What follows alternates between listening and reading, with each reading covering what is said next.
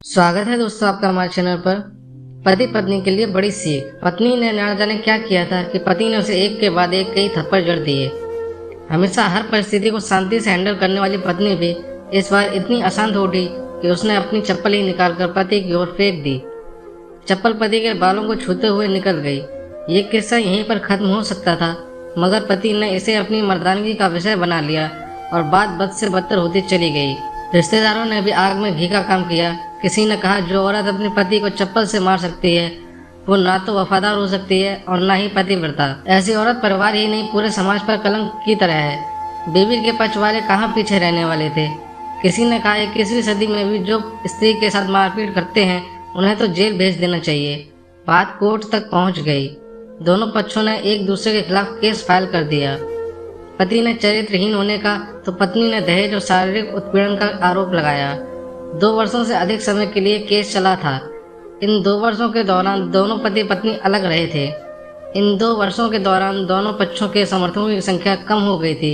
जहां पहले दोनों पक्षों के समर्थकों का समूह होता था, अब गिने चुने लोग रह गए थे। पति और पत्नी दोनों की आर्थिक स्थिति भी इस समय के दौरान नीचे गिर चुकी थी। जिन्हें वो अपना शुभचिंतक समझ रहे थे, पैसों की बात आते ही उन्होंने अपना पल्ला झाड़ लिया था। अगर कोई देने को राजी भी हुआ तो मोटे ब्याज की शर्त पर।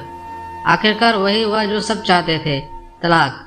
हर कोई खुश था, दोनों पक्षों के रिश्तेदार, उनके माता पिता और दोनों के वकील।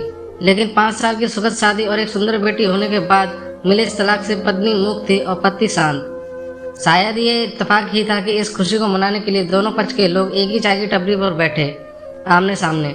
इत्तेफाक इसलिए क्योंकि ज़्यादातर लोग जो एक दूसरे के विरोध के पक्ष को सपोर्ट कर रहे थे वे एक दूसरे को अच्छे से जानते भी नहीं थे। पति पत्नी भी इन सभी से दूर एक दूसरे के सामने मेज पर बैठे। पत्नी ने पति से कहा, अब तो खुश होंगे ना, तुम्हारे मन की जो हुई है मुबारक हो। तुम भी जो आज जीत गई हो। मुझसे तलाक तो तुम्हें भी मिल गया है। पति ने कहा, तलाक तो तुम जीत का प्रतीक समझते हो। पत्नी ने कहा। पति चुप रहा। थोड़ी देर की शांति के बाद पत्नी ने कहा, मुझे तुम्हें तब 5 लाख रुपए और हर महीने 8,000 देने का आदेश है। अभी मेरे पास पैसे नहीं है, इसलिए हमारा मतलब मेरा जो सिटी में फ्लैट है उसे तुम्हारे नाम कर देता हूँ।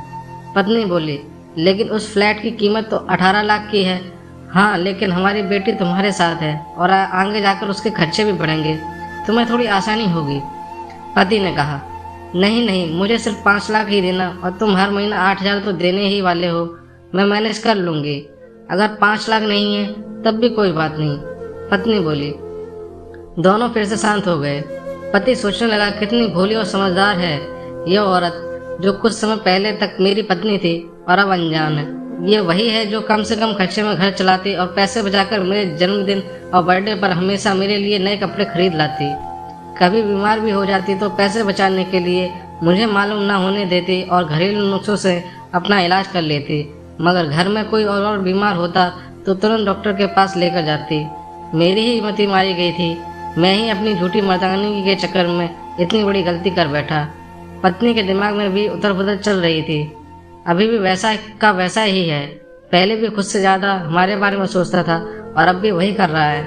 ये वही आदमी है जो मुझे एक्सीडेंट से बचाने के लिए खुद मोटरसाइकिल के आगे कूद पड़ा था और अपनी उंगली तोड़वा ले बैठा था। पता नहीं कौन सी मनूस घड़ी में ही झगड़ा कर बैठी।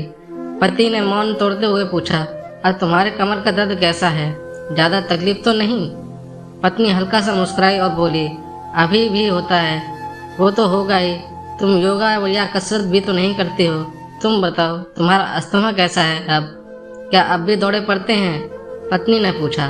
हाँ, पड़ते हैं, पहले से ज़्यादा, क्योंकि अक्सर इनहेलर भूल जाया करता हूँ, याद दिलाने के लिए तुम जो नहीं हो।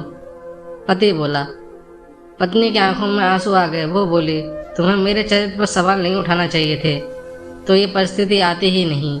हाँ, मैं जानता हूँ तुम बहुत अच्छी हो। मुझसे गलती हो गई, बहुत बड़ी गलती। मैं लोगों के बहकावे में आ गया था। पति बोला, तुमने भी तो मुझ पर दहेज का इल्ज़ाम लगाया था। वो बोला, गलत था और इस बात का मुझे भी पछतावा हुआ। पत्नी ने कहा। पति कुछ कहना चाह रहा था लेकिन हिचकिचा रहा था। पत्नी ने पूछा, कुछ कहना चाहते हो? वो बोला, क्या सब पहले ही जैसा नहीं हो सकता? क्या मतलब? पत्नी बोली, मतलब कि हम फिर से पहले की तरह पति पत्नी बनकर, सच्चे दोस्त बनकर नहीं रह सकते। पति बोला, पर ये तलाक के पेपर? पेपर देखते हुए पत्नी ने कहा, फाड़ देते हैं।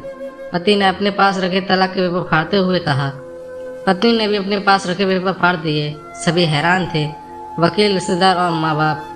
पति पत्नी दोनों एक दूसरे के हाथ में हाथ पकड़े अपने घर की तरफ चल पड़े। दोस्तों, ये कहानी उन हर पति पत्नी के लिए बड़ी सीख है जो छोटी छोटी बातों पर लड़ते हैं, इन झगड़ों को बड़ा बना के अलग होने का निर्णय लेते हैं।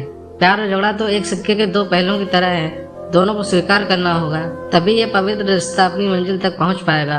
आपको ये कहानी कैसी लगी कमेंट करके हमें जरूर बताइए। अगर आपको ये कहानी पसंद आई तो अपने दोस्तों के साथ भी शेयर करें। चैनल पर नए हैं तो चैनल को सब्सक्राइब जरूर करें। आप सभी का बहुत बहुत धन्यवाद।